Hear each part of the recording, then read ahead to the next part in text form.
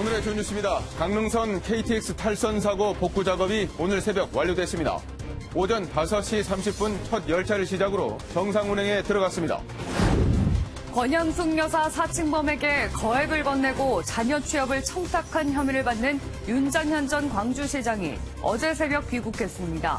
윤 전 시장은 오늘 오전 피의자 신분으로 검찰에 출석할 예정입니다. 청와대가 김정은 위원장의 서울 답방을 올해가 아닌 내년 초로 연기해서 준비 중인 것으로 확인됐습니다. 급하게 준비하는 것보다는 현실적으로 북한이 준비할 수 있는 시간을 주는 것이 맞다고 판단한 것으로 알려졌습니다. 국회가 내년도 예산안을 통과시키면서 일자리와 복지 예산은 줄이고 지역구 예산은 잔뜩 늘린 것으로 나타났습니다. 특히 국회의장과 당 지도부 등 실세의원들의 지역구 예산이 크게 늘었습니다. 어젯밤 경기도 의정부의 한 모델하우스에서 큰 불이 나 인근 주택이 한때 정전되고 주민들이 대피하는 소동이 벌어졌습니다. 중앙고속도로에서는 사중 추돌 사고가 발생해 한 명이 숨졌습니다. 오늘 아침 서울의 기온이 영하 8도, 철원은 영하 17도까지 떨어지는 등 무척 춥겠습니다. 하지만 낮부터는 영상권의 날씨를 회복해 한파특보는 대부분 해제될 전망입니다. 안녕하십니까. 굿모닝 MBN입니다. 그제 발생한 강릉선 KTX 열차 탈선 사고 소식부터 전해드리겠습니다. 사고 발생 사흘째인 오늘 새벽 복구가 완료되었고 KTX가 정상 운행에 들어갔습니다. 네, 자세한 상황 현장에 나가 있는 취재기자 연결해 보겠습니다. 안병욱 기자, 복구는 언제 완료된 겁니까? 네, 강릉선 KTX 복구 작업은 오늘 새벽 4시 17분에 마무리됐습니다. 어젯밤 기중기로 탈선했던 열차를 선로 위에 다시 똑바로 세웠고 구원기관차를 사고 열차와 연결해 강릉 차량기지로 이송했습니다. 이후 오늘 새벽에는 선로 복구 작업과 전기 배선, 그리고 신호 시스템 정비를 모두 마쳤는데요. 문제가 된 구간에서 열차 시범 운전을 통해 모든 시설이 정상 운영되는 것도 확인했습니다. 이에 따라 새벽 5시 반, 강릉역에서 청량리역으로 출발한 802번 KTX 열차가 승객들을 태우고 정상적으로 운행했습니다. 자, 그렇다면 사고 원인은 밝혀졌습니까? 이번 사고는 서울로 향하던 열차의 선로 전환이 제대로 이루어지지 않으면서 사고가 발생한 것으로 추정되고 있습니다. 선로 전환기는 선로의 핵심 장치로 방향타 역할을 하는 이른바 턱레일을 움직여 열차의 진행 방향을 결정하는데 의도된 방향으로 선로 전환기가 제대로 작동하지 않으면 선로가 끊긴 것과 마찬가지여서 곧바로 탈선으로 이어지게 됩니다. 제어 시스템에는 정상이라고 표시되어 있지만 사실상 끊어진 선로에서 기관사가 운행을 한 셈입니다. 전국에 설치된 선로 전환기는 대략 9,900여 개에 달합니다. 거듭된 열차 사고에 인재 논란까지 겹치면서 김현미 국토부 장관은 고개를 숙였습니다. 이런 사고가 또다시 발생한 것에 대해서 국민 여러분께 정말 진심으로 사죄 말씀드립니다. 김 장관은 책임을 묻겠다는 뜻도 분명히 밝히면서 관계자에 대한 대대적인 문책을 시사하기도 했습니다. 이번 사고의 정확한 원인은 국토부와 코레일 측의 조사 결과가 최종적으로 나와야 드러날 전망입니다. 지금까지 강릉역에서 MBN 뉴스 안병욱입니다. 코레일 측이 철도 운행을 책임지는 안전관리요원 채용에 어려움을 겪자 무자격자를 투입하려 했던 것으로 확인됐습니다. 강원 지역의 이용객이 많지 않아서 괜찮다는 입장, 여러분은 어떻게 보십니까? 김민수 기자가 단독 보도합니다. 코레일의 철도 운행과 시설 관리를 담당하는 계열사 코레일테크의 채용 현황입니다. 철로 수축 같은 변수가 많은 겨울철에 철도 운행을 책임지는 안전관리 요원 66명을 뽑으려고 했는데 56명만 채용됐다는 내용입니다. 부족한 10명은 열차 감시원으로 대체됐습니다. 문제는 안전관리자 업무 특성상 최소 3년 이상 관련 업무 경력은 물론 자격증도 필수로 갖춰야 한다는 점입니다. 결국 자격도 안 되는 열차 감시원을 안전운행 업무에 투입시키겠다는 것. 회사 측은 강원 지역에 이용객이 많지 않아 문제될 게 없다는 입장입니다. 시골이 돼가지고 사람이 없어서 정 안 되면은 안전관리원 다른 열차 감시원으로 배치하려고 하고 있는 겁니다.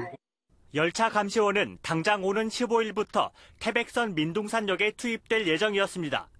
늘 대형 사고는 작은 것을 소홀히 하는 데서 발생합니다. 코레일의 안전 불감증이 어느 정도인지를 보여준다 하겠습니다. 코레일 측은 취재가 시작되자 열차 감시원 투입 계획을 전면 백지화하고 본사 직원을 강원도에 파견하기로 방침을 바꿨습니다. MBN 뉴스 김민수입니다. 김정은 위원장의 서울 답방이 초미의 관심사인 가운데 청와대가 올해가 아닌 내년 초로 연기해서 준비하는 것으로 확인됐습니다. 급하게 준비하는 것보다는 현실적으로 북한이 준비할 수 있는 시간을 주는 것이 맞다는 판단입니다. 최중락 기자의 단독 보도입니다. 김정은 북한 국무위원장의 서울 답방이 올해가 아닌 내년으로 미뤄졌습니다. 청와대 관계자는 김 위원장의 연내 답방은 힘들어졌다고 말했습니다. 현실적으로 급하게 하는 것보다는 시간을 두면서 북한이 준비하게 하는 것이 맞다고 판단한 겁니다. 문 대통령도 최근 기자간담회에서 연내 또는 연초 답방을 얘기했다며 남북관계 분위기가 달라진 것은 아니라고 설명했습니다. 청와대 김의겸 대변인도 브리핑에서 여러 가지 상황이 고려돼야 하는 만큼 서두르거나 재촉하지 않겠다는 공식 입장을 내놨습니다. 그러면서도 평양 공동선언에 대한 이행 의지는 분명하며 구체적인 일정과 절차는 계속 논의할 것이라고 밝혔습니다. 청와대는 이전까지만 해도 담담하게 북한의 답변을 기다리겠다며 만일에 대비해 만반의 준비를 하겠다는 입장이어서 연내 답방 가능성이 높아졌습니다. 연내 답방으로 북한에 부담을 주기보다는 내실 있는 서울 남북정상회담을 위해 시간이 필요하다는 것이 청와대의 판단으로 보입니다. MBN 뉴스 최중락입니다. 북한의 선전 매체는 올해의 남북 관계에 대해 민족의 화합은 큰 기쁨이라며 기적 같은 현실로 표현했습니다. 이런 가운데 로마 교황청은 내년 북한 방문과 관련해 실무 협의가 진행되고 있다고 밝혔습니다. 연장현 기자입니다. 대결과 전쟁의 먹구름이 드려왔던 조선반도에 민족의 화해와 단합의 시대가 찾아와 온결의 기쁨을 안겨주고 있다. 북한의 대남 선전 매체인 우리민족끼리에 실린 논설 일부 내용입니다. 한국과 미국을 향해 비판의 날을 세우던 과거와 달리 이례적으로 남북관계를 칭찬했습니다. 해당 논설은 민족의 이익을 우위에 놓고 지혜를 모으면 못 해낼 일이 없다며 남북관계가 더욱 공고해져야 한다고 주장했습니다. 김정은 위원장의 연내 답방 소문이 무성한 시기에 나온 우호적 내용의 글이라 눈길을 끌고 있습니다. 답방 가능성은 높인다고 봐야겠죠. 결국 비핵화가 진전이 없는 상황에서 김정은 위원장이 온다는 것은 정상 간의 유대, 약속 이행을 강조하는 것이고. 이런 가운데 프란치스코 교황의 방북을 위한 북한과 교황청 간 실무 차원의 노력도 이루어지고 있는 것으로 알려졌습니다. 교황청은 아직 북측의 초청장이 오지 않아 교황의 내년 순방 계획에 방북 일정이 들어있지 않을 뿐 교황의 방북 의사에는 변함이 없다고 설명했습니다. 교황청은 최초의 교황 방북을 위해 자선단체 등을 통해 북한과의 물밑 접촉을 이어가고 있는 것으로 알려졌습니다. MBN 뉴스 연장현입니다. 정전협정 이후 65년 만에 이뤄진 우리나라와 북한의 한강 하구 수로 조사가 마무리됐습니다. 65년 동안 막혀있던 한강 하류 지역을 내년 봄이면 들어가 볼 수 있다고 합니다. 이권열 기자입니다. 35일 동안 진행된 한강 하구 수로 조사를 마친 남북 전문가들은 손을 잡으며 서로 격려했습니다. 북남 사이 여러 갈래 접촉도 있었지만 이번에 수로 분야에서는 처음이라고 생각합니다. 한강 하구는 정전협정상 선박 운항이 가능한 중립지대지만 그동안 우리 군은 민간 선박의 통행을 제한했습니다. 배들이 다니지 않다 보니 뱃길이 어디인지도 알 수 없는 상태였습니다. 이번 수로 조사 대상은 한강 하구 70km 지역으로 넓이는 여의도 100배 크기에 해당하는 280제곱킬로미터입니다. 남북 수로 전문가 10명은 배들이 다닐 수 있는 길목을 점검했고 암초 21개의 위치와 크기를 확인했습니다. 이에 따라 정부는 내년 4월부터는 민간 선박의 한강 하구 통행을 허락할 계획입니다. 한강 하구의 안전한 뱃길을 개척함으로써 내년부터는 민간 선박의 안전하고도 자유로운 항행이 가능하게 됐습니다. 북한 땅을 바라보는 한강 하류 여행도 조만간 가능해질 것으로 보입니다. 남북관계와 대북제재 등이 변수로 남아있긴 하지만 낚시나 골재 채취가 현실화될 수도 있습니다. MBN 뉴스 이권열입니다. 진통 끝에 내년도 예산안이 겨우 통과됐죠. 통과된 469조 원 규모의 내년도 예산을 들여다봤더니 이번에도 여야 의원들의 쪽지 예산 밀어넣기가 여전했습니다. 수백, 수십억 원씩 통 크게 챙긴 의원들의 지역구 예산들을 박유영 기자가 살펴봤습니다. 최장 지각 처리에 더불어민주당과 자유한국당의 짬짬이 합의란 오명을 남긴 2019년도 예산안. 올해도 예산 심사가 묻지도 따지지도 못한 예결위 소소위로 넘어가다 보니 통과된 뒤에야 검증 가능한 게 현실입니다. 이런 와중에 여야 실세 의원들의 지역구 예산 챙기기는 여전했습니다. 세종시가 지역구인 이해찬 민주당 대표는 국립세종수목원 조성에 정부안 303억 원에다 무려 253억 원을 추가 편성했고 정부안엔 없던 국회 세종의사당 건립 10억 원도 넣었습니다. 윤호중 사무총장과 막판까지 예산을 심사했던 예결위 간사 조정식 의원도 자신의 지역구에 도로 건설과 개선 항목을 추가했습니다. 서울 광서을이 지역구인 김성태 한국당 원내대표는 지하철 9호선 증차비를 서울시 예산에 500억 원 끼워 넣었고 항공박물관 건립비 48억 원과 운영비 12억 원까지 챙겼습니다. 예결위원장 안상수 의원, 예결위 간사 장지원 의원도 정부안에는 없던 항목을 척척 만들어 신규 편성했습니다. 왜 들어갔는지 알 길 없는 사업들도 선심성 쪽지 예산이란 의심을 들게 합니다. 양반마을, 효문화 뿌리마을, 토종비결 체험관, 사신들 바다순례길, 부산항 축제 지원 등이 대표적입니다. 반면 교통약자 장거리 이동 지원 예산은 정부가 반영했던 13억 원을 전액 삭감했고 사회보험 사각지대 해소도 142억 원을 깎았습니다.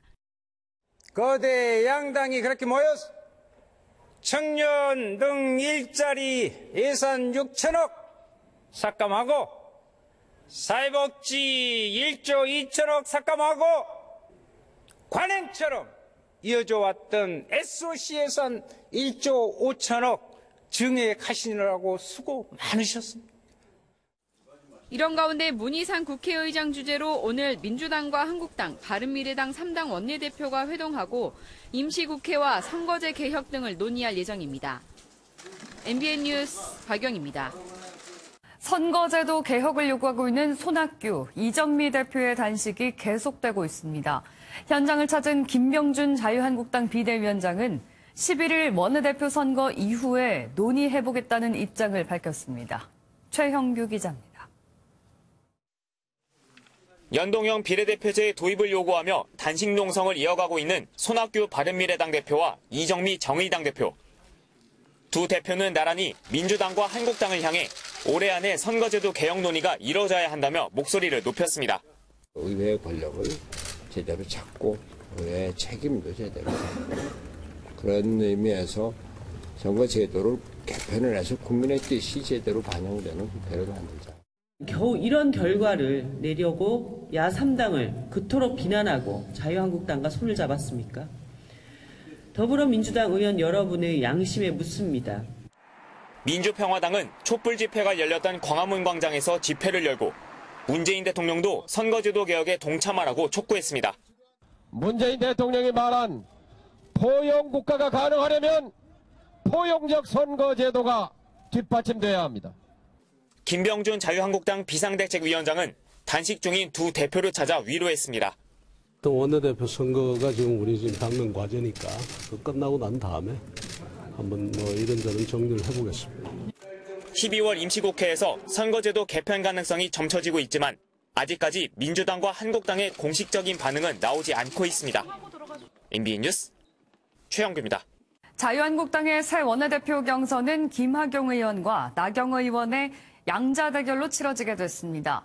러닝메이트로 선출하는 정책위의장에는 초선 비례대표인 김종석 의원과 재선의 정용기 의원이 각각 지명됐습니다. 이기종 기자입니다. 자유한국당 원내대표 경선 후보로 김학용, 나경원 의원이 확정됐습니다. 경선 출마를 선언했던 유기준 의원과 김영우 의원은 후보 등록을 하지 않았습니다. 기호 추첨으로 1번 후보가 된 김학용 의원은 러닝메이트인 정책위의장 후보에 경제 전문가인 초선 비례대표 김종석 의원을 지명했습니다. 안보는 제가 책임지고 경제는 김종석 의원님께서 책임져 주신다면 멋진 협업을 이뤄낼 수 있으리라고 확신합니다. 기호 2번 나경원 의원은 경륜을 강조하며 재선의 정용기 의원을 정책위 의장 후보로 지명했습니다. 경륜과 실력으로 품격 있는 투쟁을 해 나가겠습니다. 제1야당 대한정당으로서 국민 신뢰를 회복하며 두 후보 모두 대여 투쟁을 강조하는 가운데 당내 개파 구도가 경선 결과에 영향을 미칠 것이라는 관측도 나옵니다. 김 의원은 박근혜 전 대통령의 탄핵 당시 탈당했던 복당파를 중심으로 한 비박계의 지지를 받고 있고 나 의원은 친박계의 지지가 두터운 것으로 알려졌습니다. 그러나 두 후보 측 모두 상대 개파에서 많은 표를 받을 수 있을 것이라며 자신감을 내비쳤습니다. 자유한국당은 내일 의원총회를 열어 두 후보의 정견 발표를 들은 뒤 소속 의원들의 투표로 원내대표를 선출합니다. MBN 뉴스 이기종입니다. 권양숙 여사 사칭 사기 사건에 연루된 윤장현 전 광주시장이 어제 네팔에서 돌아왔습니다. 검찰은 윤 전 시장의 휴대전화를 압수하고 오늘 출석을 통보했습니다. 정치훈 기자입니다. 윤장현 전 광주시장이 어제 새벽 인천공항을 통해 입국했습니다. 윤 전 시장은 곧바로 공항에서 검찰 수사관에게 20분가량 약식 조사를 받고 휴대전화도 압수당했습니다. 이후 홀로 버스를 타고 광주 자택에 올 것으로 예상됐지만 자택 앞에서 기다리는 취재진에게 모습을 드러내진 않았습니다. 나중에 다 얘기 다 올 거니까요. 오늘 전혀 통화 안 하신 거예요? 네.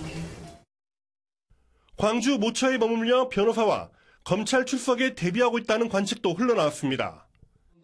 윤 전 시장은 지난해 12월부터 올해 1월 사이 권양숙 여사를 사칭하는 전화해소가 4억 5천만 원을 송금했습니다. 또 이 과정에서 사기범의 아들과 딸을 광주시 산하기관과 모 사립중학교에 취업하도록 도와준 혐의도 받고 있습니다. 검찰은 공직선거법과 직권남용, 업무 방해 등의 혐의가 있는 것으로 보고 윤 전 시장에게 오늘 오전 10시까지 출석할 것을 통보했습니다.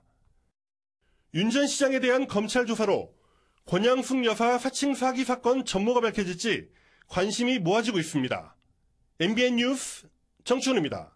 이재명 경기지사가 이번 주에도 정치적으로 힘든 한 주를 보낼 것으로 보입니다. 공직선거법 사건을 포함해 공소시효가 오는 13일 만료되기 때문인데 검찰은 이 지사의 기소 여부를 결정하기 위해 고심하고 있습니다. 이혁준 기자입니다. 성남시장에서 지난 대선 더불어민주당의 경선 후보 그리고 경기도 도지사까지 그동안 탄탄한 정치적 입지를 다져온 이재명 지사의 명운을 가를 한 주가 시작됐습니다.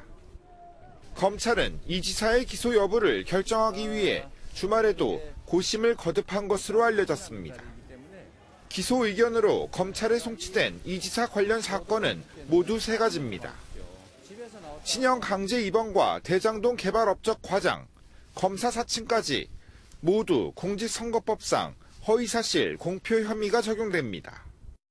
공소시효 만료일은 오는 13일로 검찰이 이 지사를 기소할 경우 파장은 큽니다. 이 지사가 법정에 서면 도정은 물론 여권의 잠재적 대권 주자로서의 입지도 타격을 받게 됩니다. 해명에 나선 이 지사는 지난달 28일 페이스북에 언론의 악의적 왜곡 보도가 가족의 아픔을 더하고 있다고 불만을 털어놓기도 했습니다. 이와 함께 해경군 김씨 사건 역시 13일 전에 기소 여부가 나올 전망인데 아내 김혜경 씨가 피의자지만 정치적 파괴력은 더 큽니다. 반면 모두 불기소면 이 지사는 그동안 발목을 잡아온 모든 의혹을 받고 다시 잠룡으로 부상할 수 있습니다. 외로울 땐 친구가 최고라며 심경을 드러내기도 한 이 지사는 기소되더라도 탈당은 없다며 장기전에 대비 중인 것으로 알려졌습니다. MBN 뉴스 이혁준입니다. 양승태 전 대법원장 시절 재판에 개입한 혐의 등으로 구속 기소된 임종헌 전 법원 행정처 차장의 재판 절차가 오늘부터 시작됩니다. 검찰이 공소장에 적은 범죄 사실이 30개가 넘는 만큼 검찰과 변호인단의 치열한 법정 다툼이 예상됩니다. 이현재 기자입니다.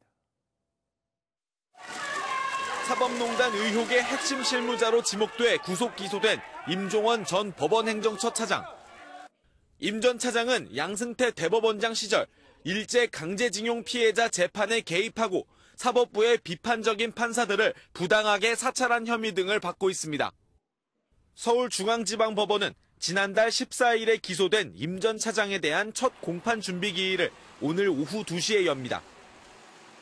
공판 준비기일은 본격적인 재판을 앞두고 주요 쟁점과 입증 계획 등을 정리하는 자리로 피고인이 반드시 출석할 필요는 없습니다.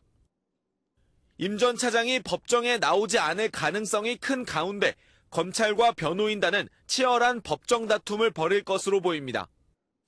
검찰이 적시한 범죄 사실이 30개가 넘다 보니 검찰과 임 전 차장 측이 각각 혐의 입증과 무죄 주장을 위해 방대한 증거와 많은 수의 증인을 신청할 것으로 예상됩니다.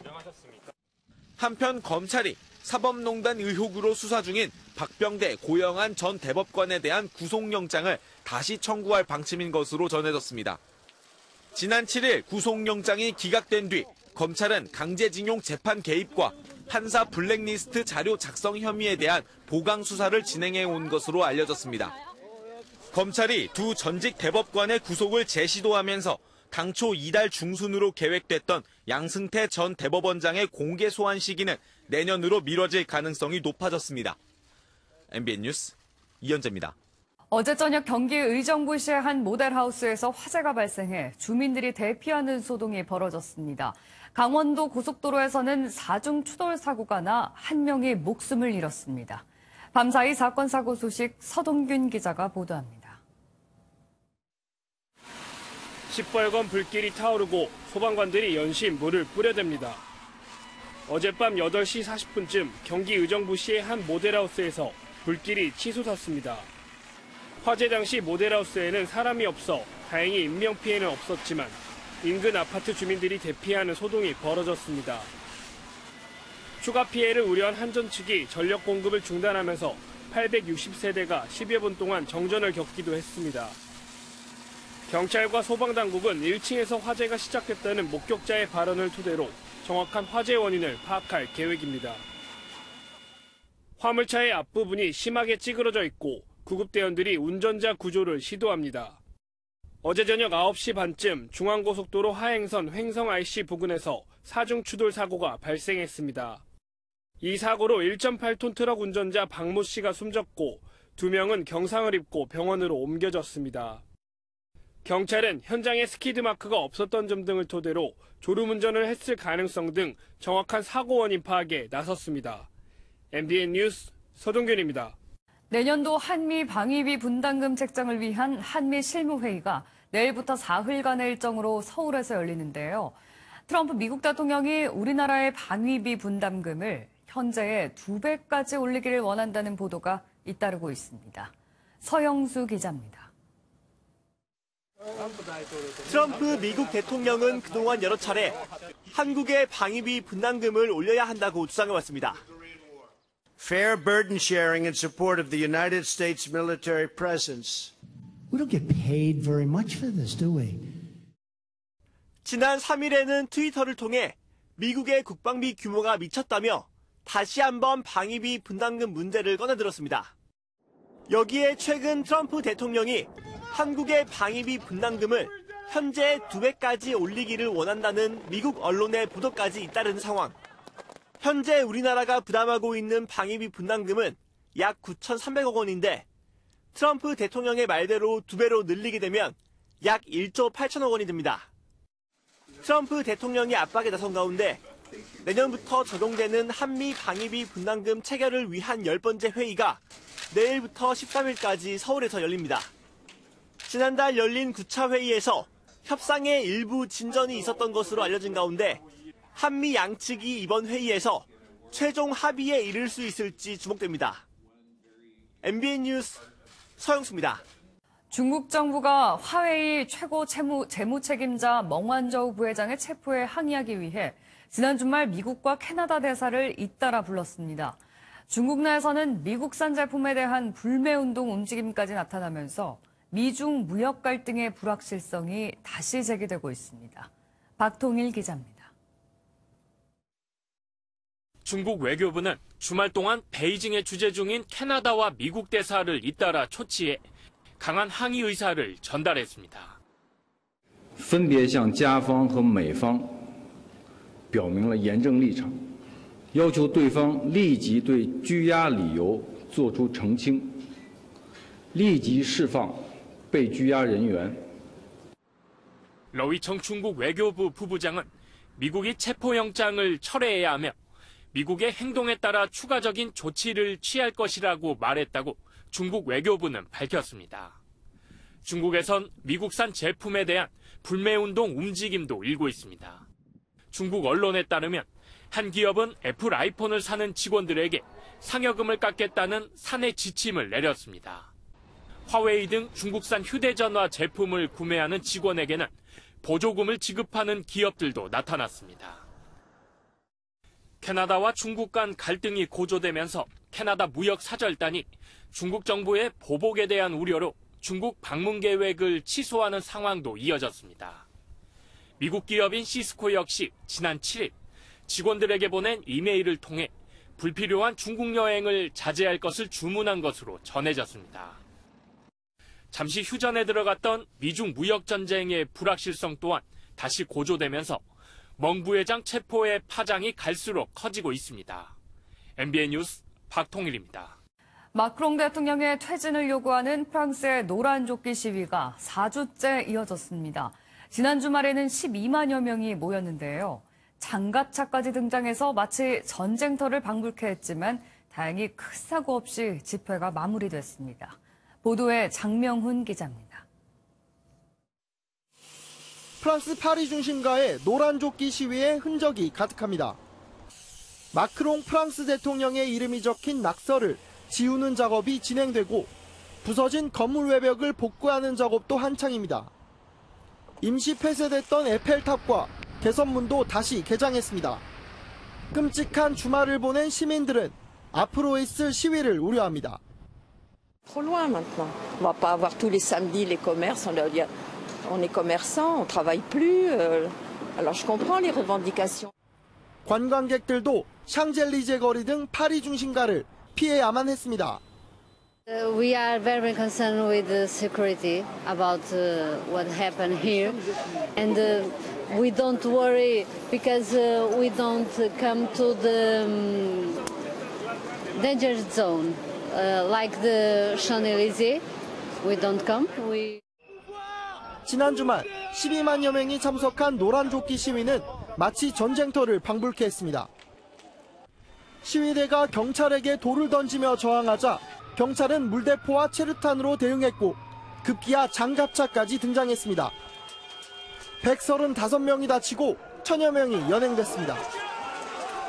다만 지난 3차 집회보다 이번 시위는 상대적으로 큰 사고 없이 마무리됐다는 평가가 나옵니다. 이제 남은 건 조만간 있을 마크롱 대통령의 대국민 메시지입니다. 사실상 처음으로 직접 나서는 발표에서 노란조끼의 목소리에 어떤 해답지를 내놓느냐에 따라 시위의 향배가 판가름 날 것으로 보입니다. MBN 뉴스 장명훈입니다. KT통신구 화재 이후 마포와 서대문 지역 내 카드 결제가 크게 줄어든 것으로 나타났습니다. 이런 결과는 이번 주 KT의 소상공인 피해 보상안 발표에 영향을 미칠 것으로 보입니다. 이상범 기자입니다. 지난달 24일 KT 화재로 가장 피해가 컸던 곳은 PC방과 게임방 등 인터넷으로 영업하던 곳이었습니다. 인터넷이 먹통이 되다 보니 며칠 동안 아예 문을 닫아야 했던 겁니다. 스크린 골프장도 마찬가지. 게임을 할 수 없다 보니 손님들에게 신용카드는 물론 현금조차 받지 못하고 영업을 포기한 채 발만 동동 구른 겁니다. 게임 자체를 해야 뭐 어떤 돈을 받을 수 있는 방법이 생길 텐데 게임 자체가 안 돼버리니까 영업을 완전 못한 거죠.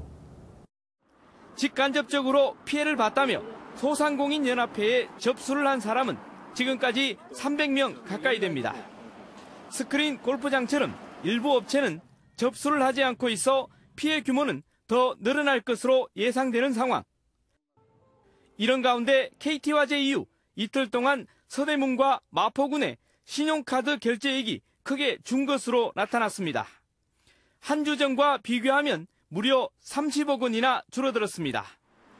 카드사별로는 KT 자회사인 BC카드가 가장 많이 줄어들었고 KB국민카드, 신한카드 순이었습니다. 카드 결제가 급감한 것은 KT화재 여파로 인근 지역에 통신장애가 발생했기 때문이란 분석입니다. 이에 따라 간접 피해에 대한 보상을 요구하는 소상공인들의 목소리가 커질 것으로 보입니다. KT통신망 장애와 소상공인 피해에 연관성이 제기된 가운데 KT는 이번 주 피해 보상 방안을 내놓을 예정입니다. MBN 뉴스 이상호입니다. 정부가 외국인 관광객을 유치하려고 지정한 전국의 관광특구, 지금은 어떤 모습일까요? 숙박업소들은 줄줄이 문을 닫았고 주변 상권도 휘청거리고 있다고 합니다. 김영현 기자가 현장 취재했습니다. 왕의 온천으로 불리웠던 수안보. 한참 붐빌 시기지만 도심의 거리는 횡합니다. 인근 가게들은 문을 닫거나 내놓은 지 오래. 일부 숙박업소들은 영업을 포기해버렸고 한 호텔은 흉물로 변해버렸습니다. 지난 1997년 관광특구 지정 후 연간 350만 명을 넘었던 관광객은 절반 이하로 줄었습니다. 수안보 경기가 좀 최악입니다. 최악. 지금 평일에는 거의 손님이 다니는 사람도 없고 아예 뭐 식당 운영하기도 힘들어요. 신혼여행지로 인기 절정이었던 유성온천. 10년 전 연간 1,000만 명을 넘어선 관광객은 3분의 1 수준으로 떨어졌습니다. 한때 온천 죽으라는 말이 무색할 정도로 지금은 이렇게 주변이 유흥가로 변해버렸습니다. 최근 3년 동안 대형 숙박업소 9곳이 문을 닫았습니다. 먹을 것도 안 맞았는데 운영하는데 적자가 좀 있고 그렇죠. 전국의 관광특구는 31곳. 절반 이상이 당초 지정 요건인 10만 명의 외국인 관광객 수를 채우지 못하고 있습니다. 지자체마다 벌이는 축제는 단발성에 그치기 일쑤입니다. 요양병원이나 요양시설들을 유치한다든지 그리고 산악형의 경우에는 이 산을 좋아하는 분들이 머무를 수 있는 그러한 어떤 그 공간들을 확보함으로 인해서 전국의 관광특구가 쇠락의 길로 들어섰습니다. MBN 뉴스 김영현입니다. 30년 전 군복무 당시 얼굴을 크게 다친 군인 남성에 대해 연금을 지급해야 한다는 법원의 판결이 나왔습니다. 당시 법상에는 여군에게만 해당하는 조항이었는데 법원은 유연적인 남녀 차별이라고 판단했습니다. 이병주 기자입니다. 지난 1989년 군복무 중이던 김모 대위는 훈련 과정에서 얼굴을 크게 다치고 5년여 뒤 제대했습니다. 흉터가 남을 정도로 부상이 심했는데 김 대위는 공무 중 다친 군인에게 지급되는 상위 연금을 받을 수 없었습니다. 당시 군인 연금법상 얼굴 부상의 경우 여군만 보상을 받을 수 있었기 때문입니다. 그런데 이 조항은 지난 2006년 성별에 상관없이 지급하도록 변경됐고 김 씨는 지난해 국방부에 상위연금을 신청했습니다. 국방부는 흉터가 있으면 여성이 남성보다 입는 피해가 더 크다는 사회적 인식이 있어 남성은 연금 대상이 아니었다며 당시 법을 적용해 지급을 거부했습니다. 이에 김 씨는 소송을 제기했고 법원은 김 씨의 손을 들어줬습니다. 재판부는 흉터 있는 여성이 남성보다 사회생활이 더 어렵다는 사실을 뒷받침할 만한 자료가 없다면서 부상 당사자가 입는 정신적 고통은 성별과 관계가 없다고 지적했습니다. 또 얼굴에 생긴 흉터가 일상생활에 미치는 영향은 법 개정 전과 후의 차이가 없다면서 김 씨에게 연금을 지급하지 않는 건 헌법상 평등의 원칙에도 위배된다고 설명했습니다. MBN 뉴스 이병주입니다. 급락했던 주식도 좀처럼 회복할 기미가 안 보이고 부동산 시장의 열기도 식으면서 도대체 어디에 투자를 해야 하나 고민하는 분들 많으시죠? 그래서 돈의 흐름에 민감한 자산가들의 투자 내역을 봤더니 달러 투자가 부쩍 늘었습니다. 안보람 기자입니다. 한시중은행의 PB센터. 이곳 고객들은 통상 자산의 10% 안팎을 달러에 투자했는데 최근엔 그 비중이 더 늘었습니다. 코스피 2000선이 무너진 후 달러 예금 잔고가 7%나 증가한 겁니다. 위험 자산과 좀 방향을 달리하거나 오히려 이런 그 위험 자산이 떨어졌을 때 올라갈 수 있는 이런 상품들을 좀 찾고 있는 경향. 달러 예금은 달러 강세에 따른 환차익에 연 2.5% 안팎의 이자를 동시에 챙길 수 있다는 게 전문가들의 설명입니다. 미국의 10년 또는 30년짜리 장기 채권에 투자하는 상장지수 펀드도 안정적인 수익을 기대해 볼 만합니다. 미국 부동산 펀드도 올 들어 수익률이 10%에 달합니다. 다른 자산이 좀 수익이 안 좋을 때 달러가 그거를 좀 방어해주는 그런 역할을 할 수가 있습니다.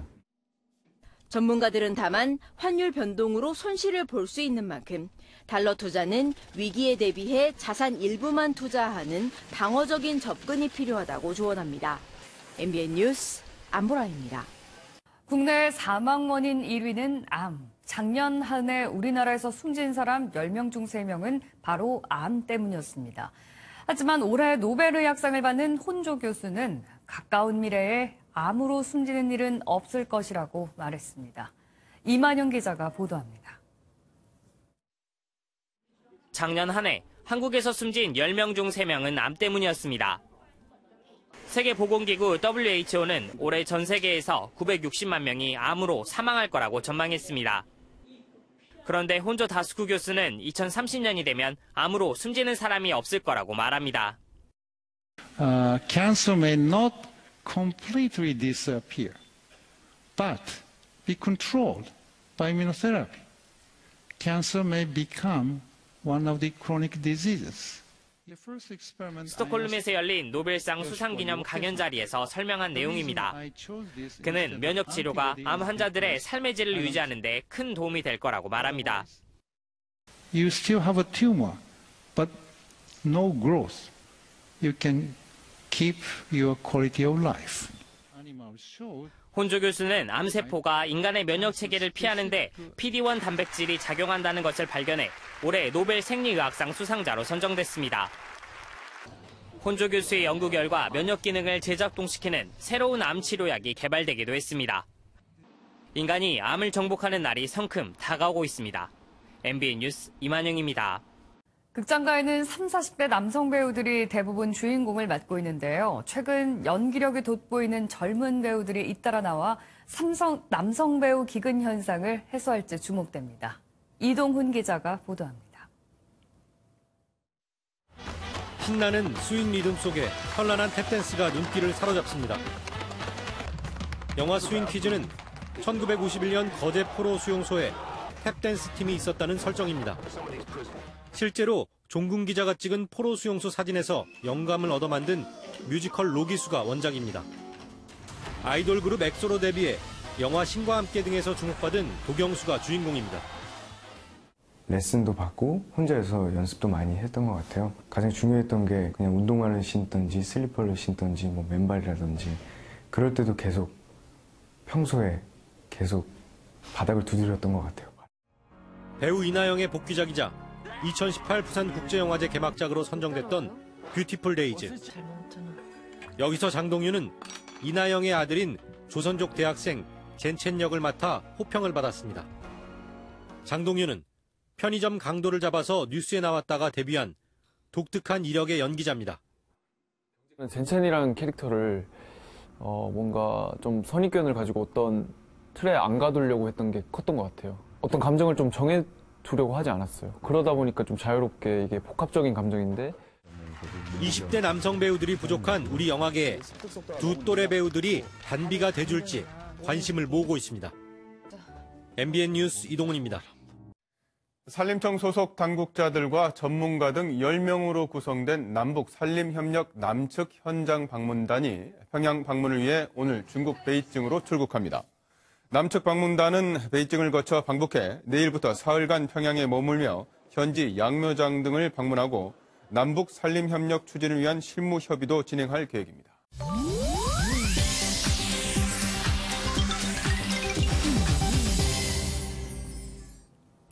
인터넷상에선 어떤 소식들이 화제일까요? 인터넷 와글와글입니다.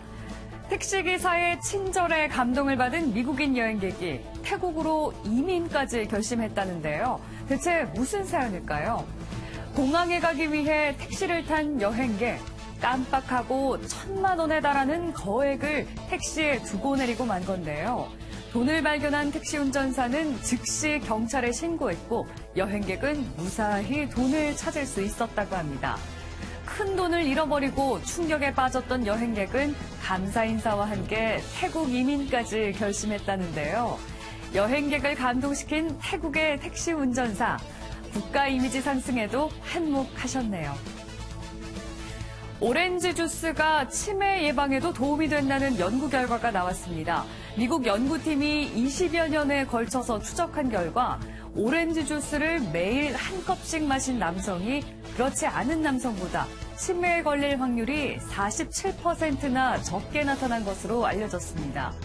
연구팀은 과일과 야채의 천연 항산화제 성분이 뇌를 보호하는 데 도움을 준다고 설명했는데요. 다만 오렌지 주스는 당도가 높은 만큼 하루에 170g 이하로 섭취하는 게 좋다는 지적입니다. 지난 8일 이탈리아의 한 클럽에서 압사 사고가 나 6명이 숨지고 100여 명이 다치는 일이 있었는데요. 공연 도중 최루액 같은 물질이 뿌려지자 이에 놀란 관객들이 한쪽 출구로 몰리면서 사고가 난 것으로 파악됐습니다. 용의자는 10대 소년이었는데요. 왜 최루가스를 살포했는지는 아직 알려지지 않은 가운데 경찰은 이 소년을 체포해서 조사 중입니다. 차를 옮기려고 온 여성 운전자를 28번이나 차로 들이받은 30대가 경찰에 붙잡혔습니다. 자신의 차를 막고 있었다는 이유에서인데요. 지난 4일 남성은 이중주차 문제로 실랑이를 벌이다 50대 여성을 자신의 차로 수십 번이나 친 것으로 전해졌습니다. 남성은 사람을 보지 못하고 후진한 것이라며 범행을 부인했는데요. 피해자는 다행히 목숨엔 지장이 없는 가운데 이 사고로 왼쪽 골반등을 다쳐 병원에서 치료 중인 것으로 전해졌습니다. 인터넷 와글와글이었습니다. 다음은 화제 영상입니다. 꼭 하지 말라고 하면 더 하는 사람들이 있죠. 왜 그렇게 말을 안 듣는지 모르겠네요.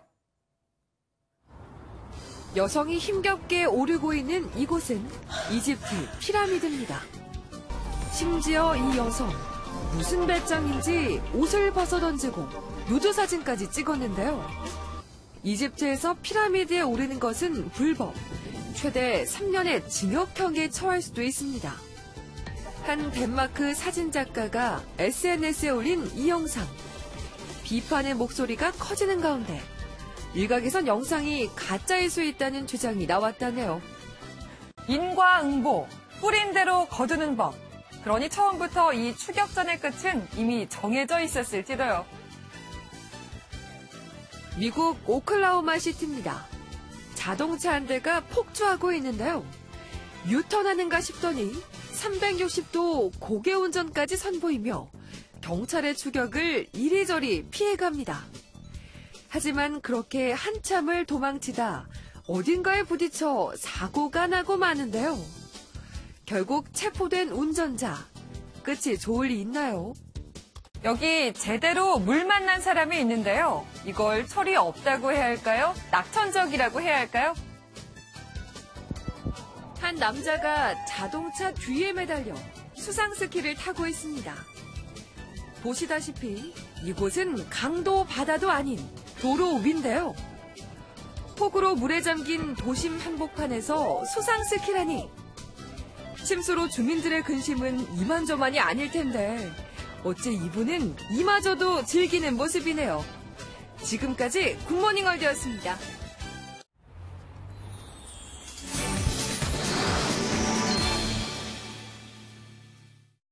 네, 안녕하십니까. 오늘은 블록체인 엑스포 현장에 나와 있습니다. 블록체인, 암호화폐 산업은 지난 1년간 큰 부침이 있었는데요. 그렇다면 블록체인, 암호화폐 산업의 오늘은 어떤지, 그리고 전망은 어떻게 될지 저와 함께 보도록 하겠습니다. 블록체인은 분산형 데이터 저장 기술입니다. 누구나 열람할 수 있는 장부에 거래 내역을 투명하게 기록하고 여러 대의 컴퓨터에 복제해서 저장합니다. 이는 인터넷의 단점이던 신뢰도를 높여주고 탈중앙화를 이뤄낼 수 있어서 제2의 인터넷 혁명을 만든다라는 평가를 받았습니다. 블록체인의 시작은 10년 전인 2008년 10월 사토시 나카모토라는 익명의 사람이 비트코인의 개념을 처음으로 세상에 공개하면서 시작됐습니다. 이후 변화 발전하면서 올 초에는 1비트코인 가격이 2만 달러를 돌파하는 등 가격이 폭등했습니다. 이더리움, 리플, 라이트코인 등이 성장했고 암호화폐 공개, 즉 ICO도 우후죽순 나타나면서 미래를 바꿀 수 있는 인프라로 인정받았습니다. 그러나 비트코인 가격이 올해 들어 70%나 급락하고 대부분의 암호화폐 가격도 떨어졌을 뿐만 아니라 일부 프로젝트는 사기에 휘말리면서 실망감을 안겨줬습니다. 더구나 11월에 벌어진 비트코인 캐시 하드포크 논쟁으로 인해서 시세가 하락하고 전체 시장도 휘청거릴 정도로 충격을 줬습니다. 탈중앙화를 한다면서 소수의 소유자들이 프로젝트를 좌지우지하는 비민주적 모습도 보여줬습니다. 블록체인은 코인 발행을 통해서 참여자들이 시장에 참여할 수 있는 동기부여를 하는 장점이 있습니다. 하지만 블록체인이 아무리 좋은 기술이라고 하더라도 실적이나 실행력보다는 코인 가격에 민감한 현상이 벌어지고 있습니다. 프로젝트의 본말이 전도되는 현상이 나타나고 있는 것도 문제입니다. 이렇게 가격이 급락했다고 해서 비관적 전망만 있는 것은 아닙니다. 2019년에는 대중이 널리 쓰이는 블록체인 기반 앱이 나오고 은행이나 정부기관에서 사용처가 늘어나며 실리콘밸리 기업들도 채택이 늘어날 것으로 보입니다. 또 코인 거품이 어느 정도 사라지고 실력 있는 프로젝트만 살아남는 그런 해가 될 것으로 예상됩니다.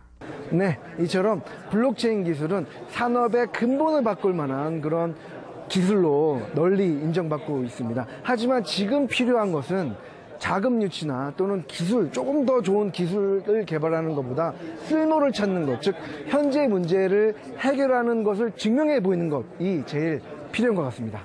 지금까지 산타클라라에서 매일경제 손지건 특파원이었습니다. 주말 잘 보내셨나요? 새로운 한 주를 시작하는 월요일 아침. 한파의 고비는 넘겼지만 여전히 강추위는 계속되고 있습니다. 지금 전국 대부분 지역이 영하권까지 뚝 떨어졌습니다. 따라서 중부와 경북 내륙에서는 한파특보가 지속되는 가운데 이 시각 대관령의 기온이 영하 16.9도, 철원은 영하 14.2도, 서울도 영하 8.1도까지 내려가 있습니다. 다행히 이 추위는 오늘 아침까지만 견디시면 낮부터 기온이 오르면서 서울 낮 기온 4도로 영상권을 회복하겠고요. 평년 기온과 비슷해지겠습니다. 오늘 전국이 대체로 맑다가 밤에 구름이 많아지겠습니다. 일부 중부지방과 영남에서는 건조특보가 발효 중인데요. 대기가 건조한 만큼 주의가 필요하겠습니다.